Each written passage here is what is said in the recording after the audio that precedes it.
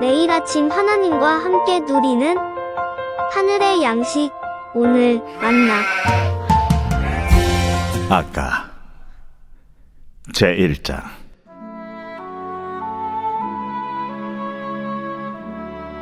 솔로몬의 하가라.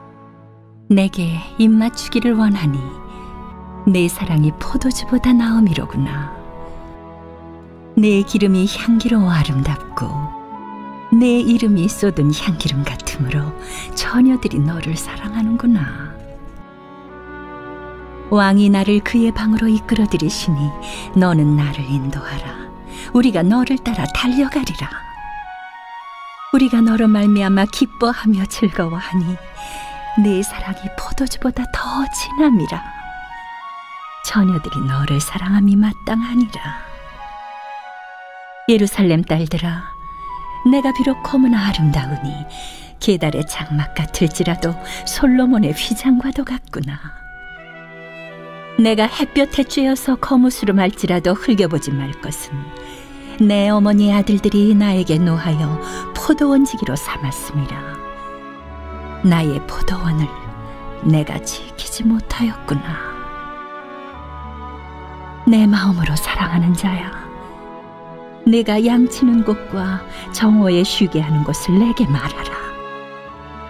내가 네 친구의 양떼 곁에서 어찌 얼굴을 가린 자 같이 되랴.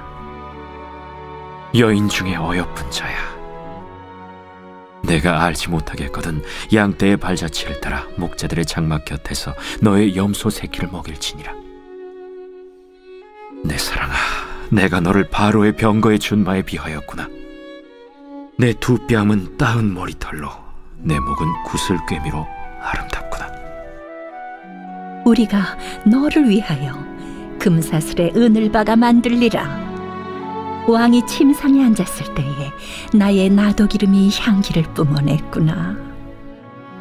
나의 사랑하는 자는 내 품 가운데 모략 향주머니요, 나의 사랑하는 자는 내게 엔게디 포도원의 고베라 송이로구나. 내 사랑아, 너는 어여쁘고 어여쁘다. 내 눈이 비둘기 같구나. 나의 사랑하는 자야, 너는 어여쁘고 화창하다. 우리의 침상은 푸르고 우리 집은 백향목 들보 잣나무 석가래로구나. 나는 사론의 수선화요, 골짜기의 백합화로다. 여자들 중에 내 사랑은 가시나무 가운데 백합화 같도다. 남자들 중에 나의 사랑하는 자는 숲을 가운데 사과나무 같구나. 내가 그 그늘에 앉아서 심히 기뻐하였고 그 열매는 내 입에 달았도다. 그가 나를 인도하여 잔치집에 들어갔으니 그 사랑은 내 위에 깃발이로구나. 너희는 건포도로 내 힘을 돕고 사과로 나를 시원하게 하라. 내가 사랑함으로 병이 생겼음이라. 그가 왼팔로 내 머리를 고이고 오른팔로 나를 안는구나. 예루살렘 딸들아, 내가 노루와 들사슴을 두고 너희에게 부탁한다. 내 사랑이 원하기 전에는 흔들지 말고 깨우지 말지니라. 오늘부터 남은 4월 동안에는 아가서를 묵상하게 됩니다. 사실 아가서는 쉬운 성경은 아닙니다. 왜냐하면 아가서의 장르가 기본적으로 시 또는 노래이기 때문에 그 안에 함축된 이미지가 많이 담겨 있기 때문입니다. 이 말은 반대로 함축된 이미지가 무엇을 가리키는지 알게 되면 쉽게 이해할 수 있다라는 의미이기도 하죠. 그래서 몇 가지 그 이미지를 생각해보고 그 안에 담긴 의미를 찾아보려고 합니다. 먼저 이 아가라는 제목은 가장 아름다운 그리고 품격 있는 노래라는 의미를 갖습니다. 그 당시에 세속적인 노래가 굉장히 많았는데 그러한 세속적인 노래보다 훨씬 아름답다라는 의미가 담겨져 있는 거죠. 그래서 아가서를 영어로는 Song of Songs라고 합니다. 노래들 중에 가장 좋은 노래라는 거죠. 그런데 아가서를 읽다 보면 이것이 성경에 들어와도 적절한가라는 의문이 들 정도로 사랑 표현에 있어서 노골적입니다. 그래서 많은 사람들이 이 아가서를 정경에 포함시키는 것을 부인하기도 하지만 사실 아가서는 하나님과 이스라엘의 언약 관계에 대한 비유로 보는 것이 가장 적절합니다. 한 남자와 한 여자가 하나님의 언약 안에서 결혼을 하고 한 몸이 되어 부부가 되는 것도 우리의 신랑 되신 주님과 신부인 우리의 관계를 미리 맛보는 통로가 되는 거잖아요. 그것처럼 우리를 향한 하나님의 사랑을 남녀 간의 사랑을 통해서 묘사하는 것이 바로 이 아가라는 겁니다. 그렇기 때문에 남녀 간의 관계를 통해 하나님이 우리를 얼마나 사랑하시는지 살펴보는 것이 중요합니다. 그런 관점에서 아가서를 보면 한 여자와 한 남자가 등장합니다. 그리고 주변의 증인들이 아가서의 주인공으로 등장하고 있죠. 여기에 등장하는 한 여인은 이스라엘을 나타낼 것이고 한 남자는 하나님을 대표할 겁니다.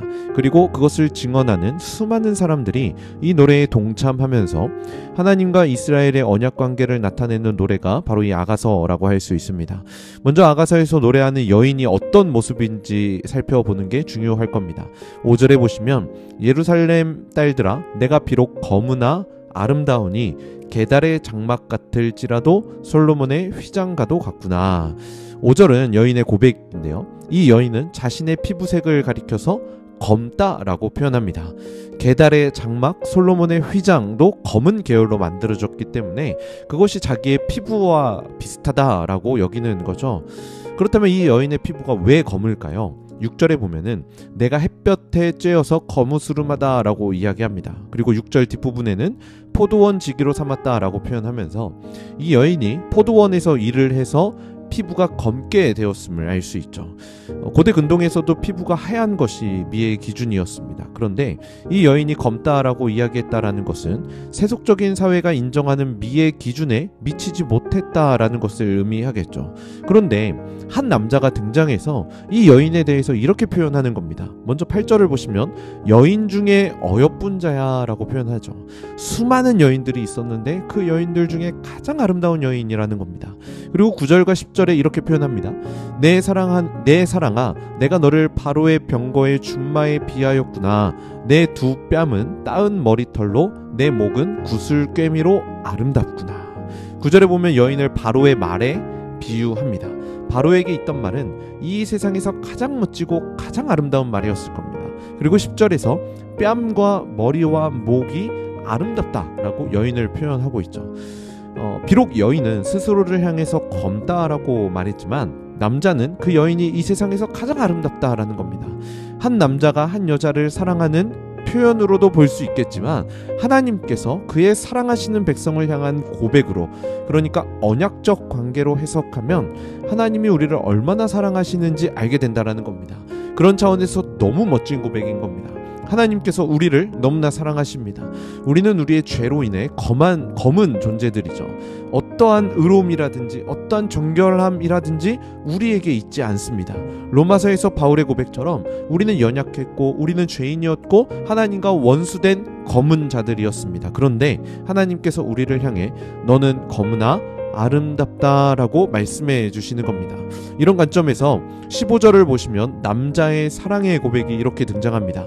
내 사랑아 너는 어여쁘고 어여쁘다. 내 눈이 비둘기 같구나. 그러니까 이거는 하나님께서 우리를 보실 때 이렇게 보신다라는 거죠. 내 사랑아 너는 어여쁘고 어여쁘다. 마지막으로 우리 2장 2절 말씀을 한번 보실까요? 여자들 중에 내 사랑은 가시나무 가운데 백합화 같도다. 가시나무가 무성한 가운데 그 한가운데 있는 백합화로 우리를 봐주신다라는 겁니다. 수많은 가시들이 질비해 있는 한가운데에서, 그래서 아무도 주목하지 않고 아무도 관심 가져주지 않고 아무도 다가가지 않으려고 할 때에 하나님께서 우리에게 관심을 가져주시고 백합화같이 이 세상 가장 아름다운 존재로 우리를 여겨주시고 받아주신다라는 것이죠. 이것이 바로 하나님의 우리를 향한 아름다운 사랑이라고 말할 수 있는 겁니다. 오늘 그 사랑의 주인공은 바로 하나님의 말씀 앞에 서 있는 여러분들인 겁니다. 오늘 그 하나님의 사랑을 다시금 맛보시고 기억하시길 간절히 소원합니다. 우리는 연약했고 죄인이었고 원수였지만 우리를 가장 아름다운 존재로 여겨주시는 그 하나님께서 그 하나님을 기억하시면서 그 하나님을 향하여 가장 좋은 노래를 올려드리고 가장 좋은 것으로 하나님께 되돌려드리는 사랑받는 모든 주의 백성들, 자녀들 되시길 주님의 이름으로 간절히 축원합니다.